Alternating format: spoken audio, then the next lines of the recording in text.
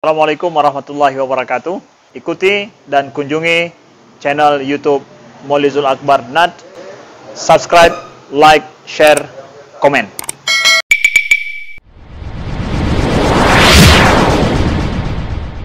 Alhamdulillah, syukur kita kehadirat Allah Subhanahu wa ta'ala.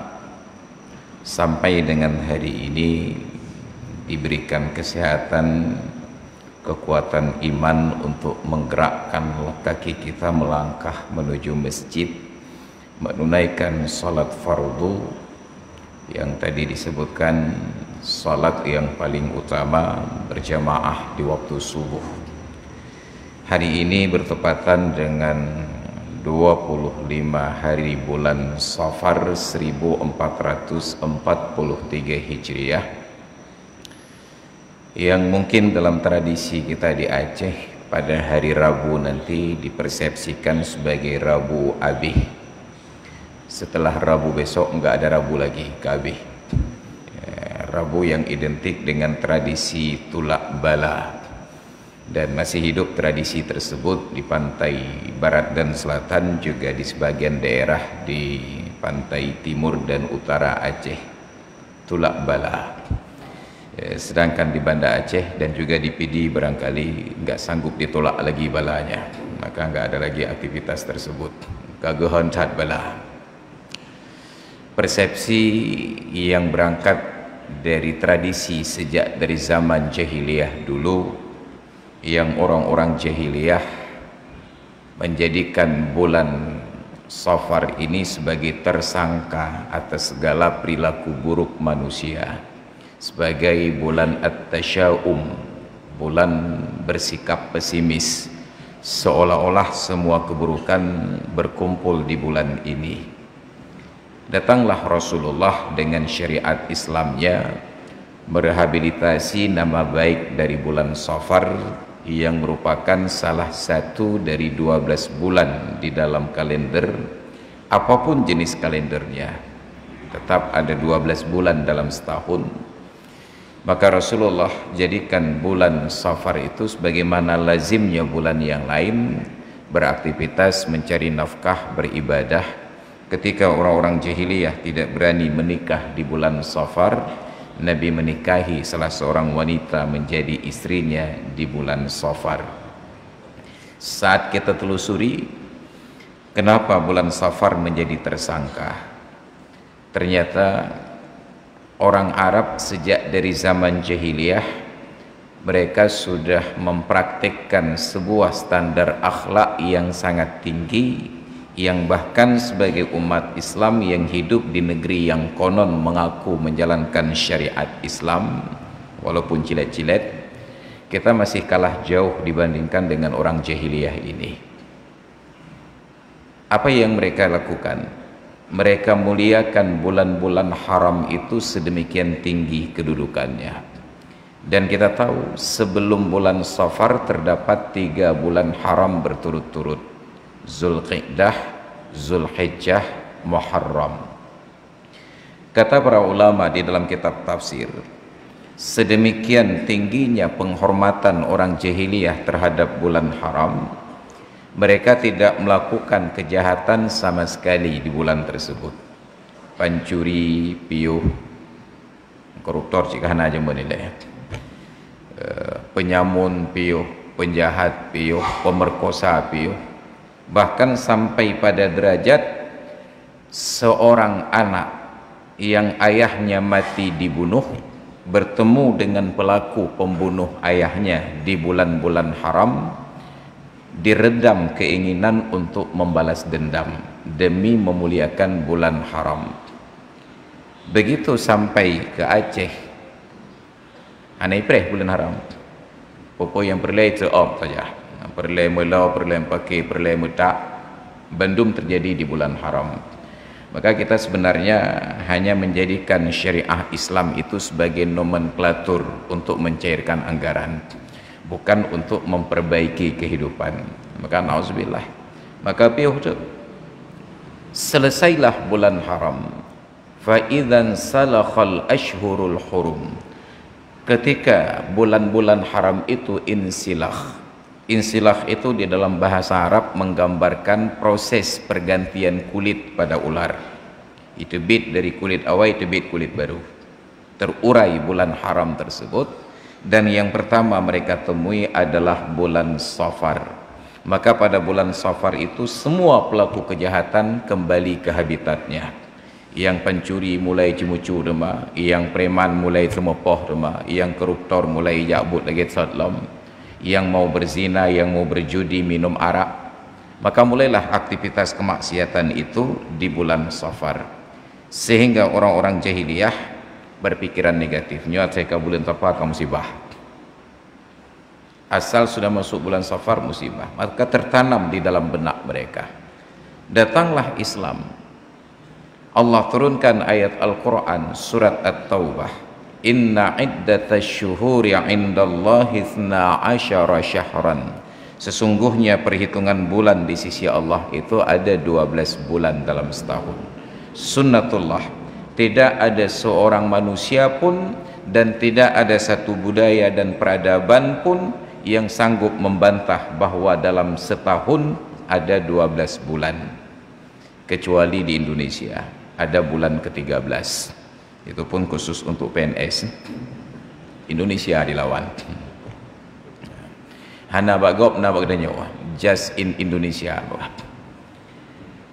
Minha arba'atun hurum, dari 12 bulan itu ada 4 bulan haram. Selain dari 3 yang telah kita sebutkan, Zulqa'dah, Zulhijjah dan Muharram, ada satu lagi, bulan Safar. Apa penegasan dari Allah?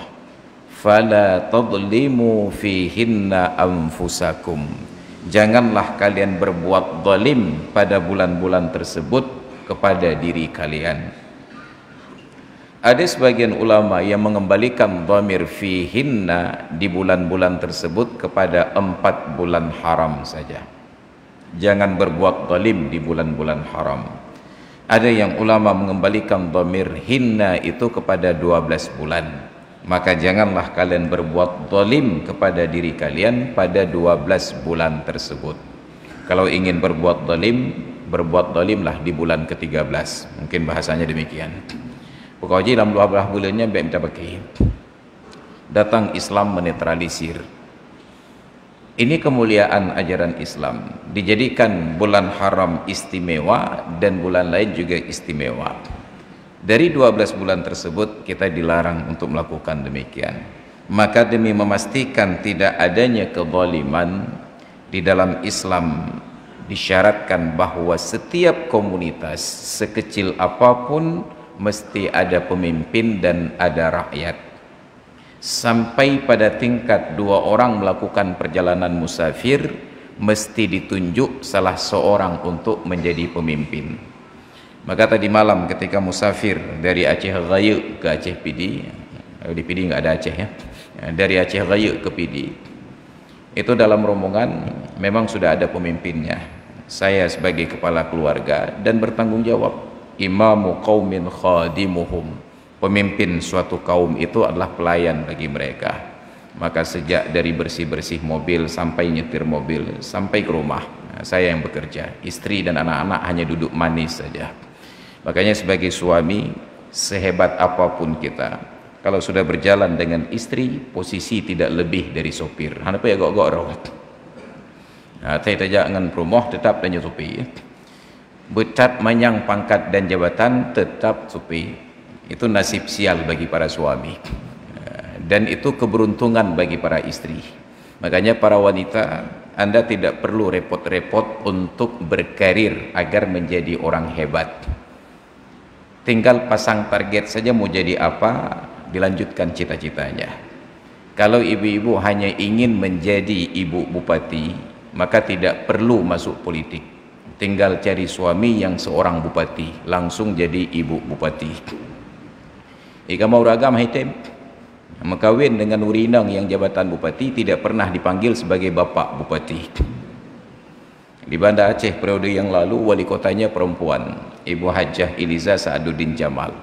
Saya kasihan, suami beliau setiap kali hadir acara tidak pernah dimuliakan sebagai bapak wali kota, hanya disebut sebagai suami wali kota. Tapi ketika seorang perempuan jadi istri pejabat, langsung disebut ibu bupati, ibu camat, ibu kecil. Ini cegalanya kecil-kecil indong lakonya ada pak kecil. Ini nasib sial bagi kami laki-laki. Maka apa ya agak-agak roh, sehebat apapun kita kalau jalan dengan istri, tetap posisi sebagai sopir saja. Dan itu sunnatullah. Imamu qaumin khadimuhum. Pemimpin suatu kaum adalah pelayan bagi mereka. Maka kalau ingin dekat dengan pejabat, layani istrinya dengan sebaik-baiknya. Menyeperlai beraman di PD, kan bak bucik dapat toro, bak perumah bucik dapat cilet-cilet ro. Nyan ada bebengeh bucik kita nak kena pecat berkali perumah baik, nyan pai pada lantik rumah. Kenapa? Karena penguasa sebenarnya adalah perempuan. Maka dimuliakan di dalam Islam.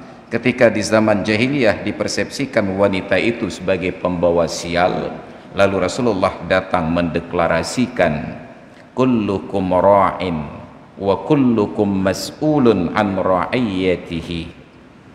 Al-mar'atu az-zawjatu ra'iyatun fi baiti zawjiha wa hiya mas'ulatun an malihi wa auladihi. Seorang perempuan, seorang istri adalah pemimpin di rumah suaminya. Maka kepada wanita yang menjadi pemimpin ini akan dimintakan LPG, laporan pertanggungjawaban terkait dengan harta suaminya dan anak-anak suaminya. Maka di rumah yang berkuasa itu adalah istri. Suami hanya duduk manis saja. Di dalam sebuah daerah yang berkuasa itu adalah sekda. Bupati hanya duduk manis saja, diatur semua administrasinya, edaran tinggal ejak kena. Hanya arah kebijakan diatur kemari, tapi yang mengeksekusi itu ada pada sekdanya. Maka menyuka pegah le sekda bereh, nyangka bereh memendung. Ini tabiat kehidupan. Maka datang Islam memuliakan perempuan, wanita menjadi pemilik dan penguasa di rumah tangga, dan itu tidak ada komplain sama sekali, hanya dakwah. Kita sebagai laki-laki pria bekerja banting tulang pok sempom, 2 gaul kenang pok, 3 kenang sempom. Nar kita belau tanah terpegat rumah kata dang. Orang tua kita bebas keluar masuk, adik-beradik kita bebas keluar masuk. Sampai kapan? Sampai kita persunting seorang wanita menjadi istri. Kita bawa pulang ke rumah tersebut, masuk sebagai tamu sampai di dalam menjadi penguasa. Mak dengan yah katanya berakan bebas tibit temong, menanna melintai ke dalam, gatai punggung tijum geduk. Yang berkuasa di rumah adalah istri. Jadi enggak boleh oleh seorang ibu marah-marah kepada menantunya. Nyo rumah-rumah anak kai pegat keroji pekangkah gok-gok roh. Karena ibu juga berstatus sebagai menantu sebelumnya. Itu sudah tabiat kehidupan. Islam datang untuk menetralisir. Dibuatlah ada kebijakan, ada pemimpin dan ada rakyat. Bahkan 2 orang melakukan perjalanan, wajib tunjuk pemimpin salah satunya. Sedemikian kuatnya kedudukan pemimpin, Allah merasa perlu untuk diberikan kewenangan dan dicatat di dalam Al-Quran. Maka Allah tegaskan, ya ayyuhalladzina amanu ati'ullaha wa ati'ur rasula wa ulil amri minkum. Wahai orang-orang yang beriman, taatlah kalian kepada Allah, taatlah kalian kepada Rasul dan para pemimpin di antara kalian. Sayangnya ayat yang sangat indah ini dipenggal, tinggal ujungnya saja. Tidak lagi dalam kehidupan ada ati'u Allah, tidak ada lagi dalam kehidupan ati'ur Rasul, yang tinggal hanya ulil amri minkum. Makanya kata Syekh Mutawalli Asy-Sya'rawi di dalam sebuah tausiah beliau, tidak ada yang menarik pada para pemimpin dari ayat tersebut kecuali ulil amrinya saja. Maka pemimpin tidak merasa perlu untuk taat kepada Allah, tidak merasa perlu untuk taat kepada Rasul. Yang penting adalah rakyat taat kepada para pemimpin. Maka hari ini, walaupun sudah puluhan tahun kita deklarasikan syariat Islam, kita tidak pernah perhatikan dan kita dapati di Aceh ini ada pemimpin saking berpihaknya kepada syariat untuk patuh kepada Allah dan Rasul, anggaran yang sudah diplotkan untuk dinas dan instansi direfocusing untuk pelaksanaan syariat. Hantom terdengar dalam sejarah Aceh dan Indonesia anggaran yang sudah disepakati dengan DPR, DPRA, DPRK untuk direfocusing penguatan syariat. Tapi begitu terjadi pandemi, anggaran dinas syariat boleh direfocusing untuk penguatan vaksin. Kiban bro akai dia.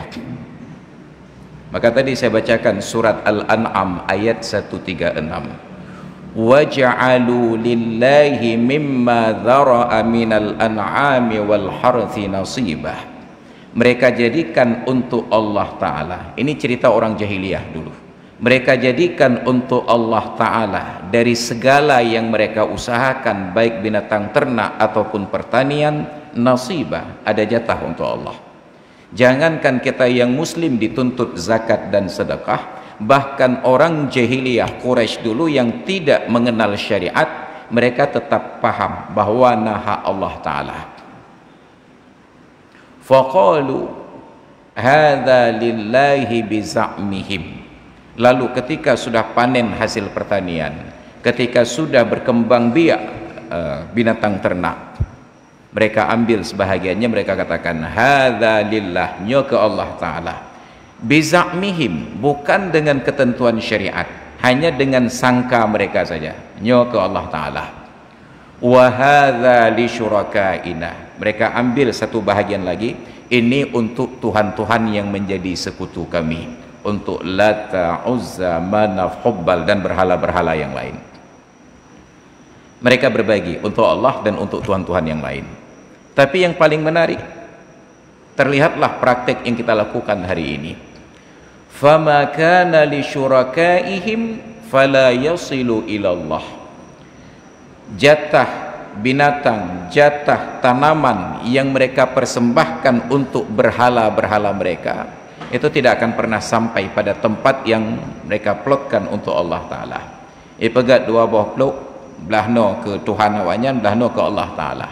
Iput angin dari belah di, un kaya ret bertempat Allah Ta'ala. Iput angin badai belah di, ti daging binatang ret bak pluk yang disediakan untuk Allah Ta'ala. Mereka datang mengambil kembali, diposisikan pada tempat yang sepatutnya. Wa ma kana lillahi fahuwa yasilu ila syurakaihim. Tapi yang mereka peruntukkan untuk Allah Ta'ala sampai kepada sekutu-sekutu mereka. Iput angin ret belah di, ret un kaya jatah ke Allah Ta'ala menurut mereka pada tempat Tuhan-Tuhan mereka. Gepediu macam. Iput angin tegak, ret binatang-binatang yang mereka persembahkan untuk Allah Ta'ala dengan sangkaan mereka pada tempat jatah Tuhan dan sekutu mereka, dibiarkan saja. Jatah berhala tidak sampai kepada Allah, jatah Allah sampai kepada berhala. Sa'ama yahkumun, sangat buruk keputusan mereka. Itu yang terjadi pada kita. Lahana terpegah roh jahiliyah yang sudah kita plotkan untuk penegakan syariat, boleh refocusing, tarik ulang, puduk kena puduk kedeh. Tapi yang jatah untuk lain tidak boleh untuk penerapan syariat. Ala sa'a ma yahkumun, sangat tidak adil kita. Maka hari ini ketika kepemimpinan itu dianggap sangat penting di dalam Islam, pemimpin itu dipilih,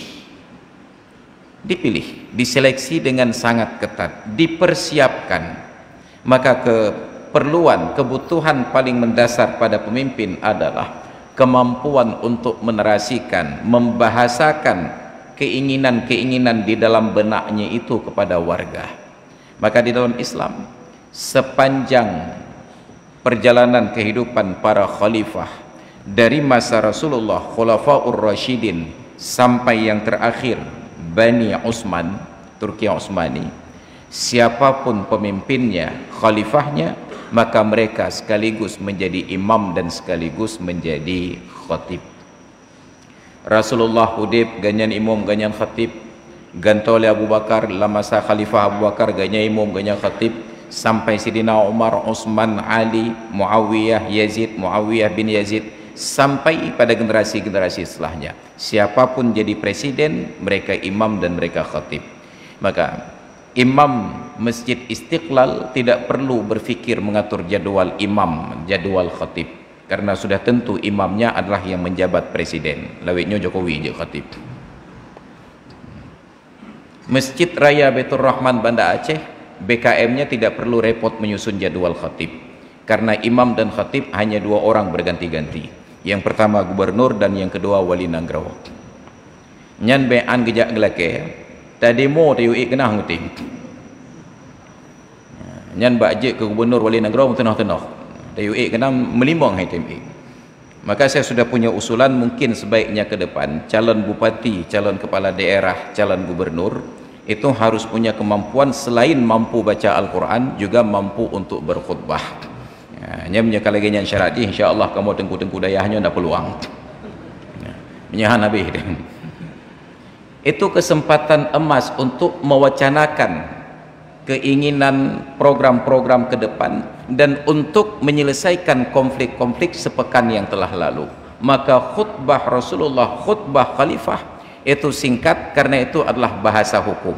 Apa yang terjadi konflik sepekan yang lalu diselesaikan hari Jumat. Rencana sepekan yang akan datang disampaikan di atas mimbar Jumat. Selesai. Karena paling mudah menyampaikan pesan-pesan di dalam khutbah. Orang yang dengar hendak bantah, menyohai pikir tengok gerau. Tapi kalau pada acara ceramah, ceramah maulud, Isra Mi'raj dan lain sebagainya, haik gedengau, gepudek honda gewo. Tapi untuk khutbah Jumat tidak ada pilihan kecuali dengut. Mau orang menyokat taki-hati, penghati dia dengut. Makin taki-hati, makin geperemun, nyopulang begah, nyopulang begah. Yang paling mangat dengut, orang yang sesuai dengan hati. Oh, ma bereh dah dengunya, dengut juga ya. Tapi orang yang berfikir mencari salah, nyanhan dengut-dengut. Makanya guru-guru yang bijak, mereka akan memulai pengajaran itu dengan kesalahan agar muridnya peduli dan memperhatikannya kesalahan pula berikutnya. Padahal hanya di awal saja salah, supaya mereka fokus mencari kesalahan berikutnya. Ini kesempatan emas. Tapi sayangnya, bahkan Al-Quran yang menjadi syarat, mampu baca Al-Quran jadi syarat kepala daerah, itu pun cilet-cilet. Banyak calon kepala daerah hanya ikut bimbingan metode Iqra saja selama 1 bulan, langsung Iqra 6. Maka waktu kita baca Al-Quran kalau lagi kami yang jatuh baca. Lalu pada orang-orang yang seperti ini kita berharap syariat akan tegak, jauh panggang dari api. Maka na'udzubillah, oleh karena itu ketika kita ingin agar para pemimpin itu memihak kepada hukum Allah, berani berdiri tegak di hadapan manusia demi memihak kepada hukum Allah, wala yakhafuna fillahi laumata laim, itu harus pemimpin yang terseleksi dari saf-saf salat. Bukan hanya datang untuk salat demi capaian suara. Cit sembahyang menjadi bawaannya, berjamaah itu menjadi tuntutan batinnya. Dan alhamdulillah sekarang ini salat berjamaah itu bukan hanya sebatas kebutuhan, tetapi sudah menjadi gaya hidup. Rasanya kalau kita tinggal di Sigli tidak salat berjamaah, hanya terjeduk lah kawan. Toki-toki orang jak jemaah dum, para pejabat orang jak jemaah dum. Yang hana jak jemaah tok yang hana bereh hudip lah. Peng hana belanjatan bu hana opat nyan tibu bikin belanja karo. Maka orang-orang yang tidak salat berjamaah nyan ban subuh ke dia menyekan kejak gowes, insya-Allah lampas saya ke. Ini tabiat kehidupan. Maka apa yang terjadi sekarang? Sebagai umat Islam dan sebagai komunitas masyarakat Aceh, kita merasa miris apabila muncul sedikit kepedulian. Dalam beberapa waktu terakhir, entah mata saya yang terlalu lasak, entah memang aktivitas itu yang terlalu marak. Aceh don tebit dari rumah, pandangan mata tetap lagi nak magnet ke arah orang-orang yang melanggar syariat secara vulgar untuk hal-hal yang kita anggap sederhana. Orang agam yang sok luar puntung, orang inang yang pakai luar cingkrang, inang pakai luar cingkrang tu. Ada panjang luar gulung waktu. Berlemah betihnya. Ada bermangat tak kalah. Yang tak kalah betih inang lagi betih Maradona tu. Kam Malaysia rugolah. Menjadi tren. Saya belum sempat memperhatikan di kawasan Sigli dan PD dalam beberapa waktu terakhir, karena terakhir saya ke Sigli 1 Muharram yang lalu. Mungkin nanti waktu terbit akan tagalan cik di PD kerana cik urur agam yang luar puntung mana. Dan mereka bangga. Kita tidak tahu kebanggaan apa yang merasuk ke dalam jiwanya sehingga terlihat bangga ketika sok lu puntung. Ada bu putih pa, nyo ke hitam keribu lang boleh pa. Malaysia lahi batinnya kesenangan melimong tan. Kita sendiri melihat kemaksiatan yang seperti ini, tidak ada seorang pejabat yang merasa bertanggung jawab dan merasa dipermalukan. Tapi ketika di satu daerah proses vaksinasi tidak berjalan baik, capaiannya hanya di bawah 50%, nyan mulai dari gubernur lagi orang tutung janggut menyona janggut ke, sampai truk bagecik melompat-lompat. Semua kita kerahkan, vaksin harga mati, enggak vaksin bisa mati, setelah vaksin insya Allah enggak mati-mati. Maka hilap dia. Kita bukan tidak setuju vaksin, tapi kalau untuk vaksin mentang demi selamat di dunia, baik kenong covid, baik kenong corona, lagi yang tergerakkan pejabat, pemerintah dan aparatur untuk memvaksin masyarakat. Kenapa tidak ada seorang pemimpin yang berfikir untuk leh mati tamong lam jerat ke bancara selamat, nyo vaksin lam kubur dan vaksin di akhirat. Saya belum melihat seorang pejabat publik, pemerintah yang merasa terganggu kewibawaannya ketika pelanggaran syariat terang-terangan. Maka na'udzubillah, terjadilah anomali pelaksanaan syariat. Urang mezinanya bro, si bro urang mezinai mutsawab. Belum kita dapati di PD dan di Aceh orang yang berzina terang-terangan imut som, tapi yang kai imut som tak pelit tak grebek hotel tak pok nyan yang berzina bak bineh-bineh jalan lemah heli ke mata tu tak pesengap. Kita berbaik sangka. Maka saya sangat malu ketika suatu malam menonton acara National Geographic. Wartawannya itu datang ke Aceh untuk melihat bagaimana, meliput bagaimana pelaksanaan syariat Islam. Dia naik ke atas kendaraan mobil Satpol PP dan WH yang sedang patroli. Sampai di Simpang 5. Wartawan itu bertanya kepada petugas Satpol PP dan WH, nyan nainong ngagam dua-dua tahun dah, hana drop kok. Bayangkan itu wartawan dari Eropa yang mewawancarai petugas Satpol PP dan WH yang sedang patroli di atas kendaraan. Apa jawaban dari petugas ini? Mungkin mereka itu suami istri.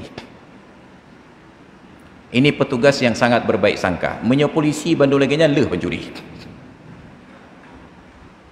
Naureng igrok pagi tengah malam lewat polisi kalan. Pak bukan nak dropnya. Kadang cik urung porumah gada kunci gua. Nya menyelaganya cara temiki polisi habis nak drop. Polisi itu dibayar untuk curiga. Kalau anda tidak pandai curiga, tidak layak jadi polisi. Masalah benar dan salah nanti diurus setelah terbukti. Polisi dibayar untuk curiga. Kalau polisi berbaik sangka, maka di jalan raya Polantas hanya bisa menangkap orang-orang yang memang terlihat melanggar lalu lintas. Hancur kejak tanyong je pak STNK dengan SIM tetsom dalam dompet.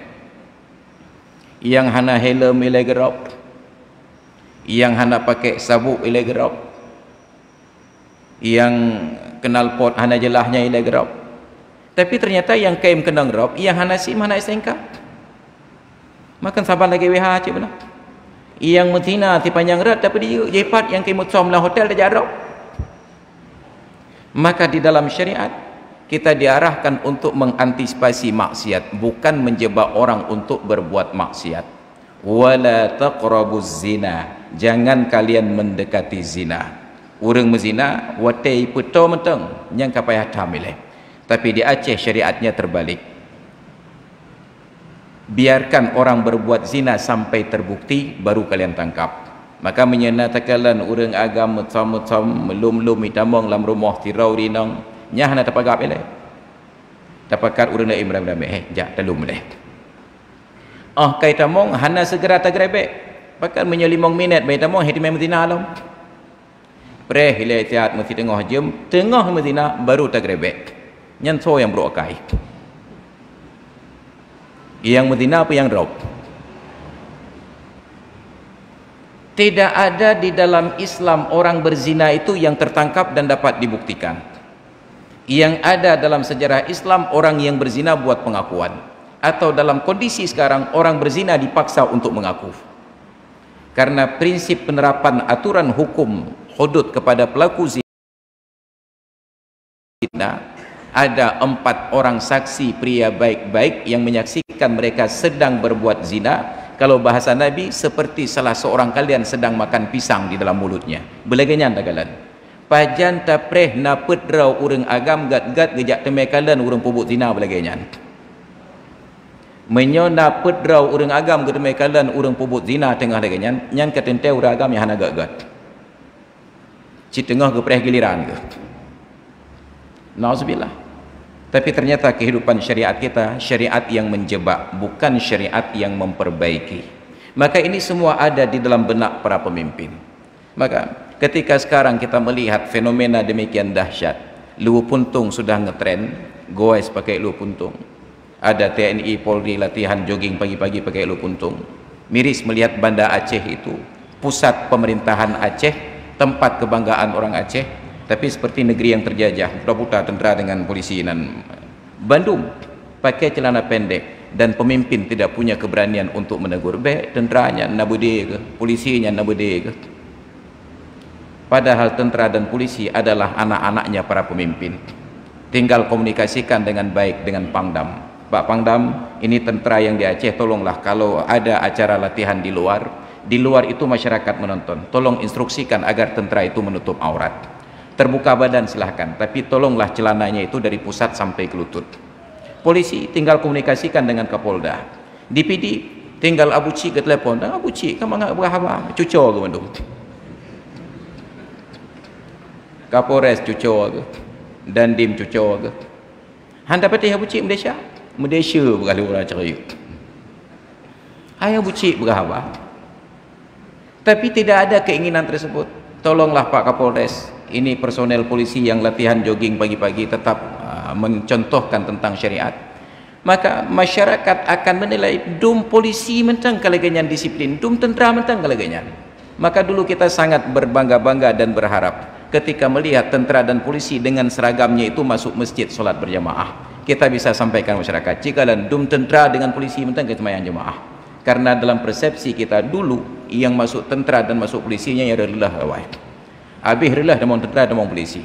Sekarang baru berubah. Polisi dan tentera adalah orang yang baik-baik. Tapi terlanjur pemahaman itu sangat buruk.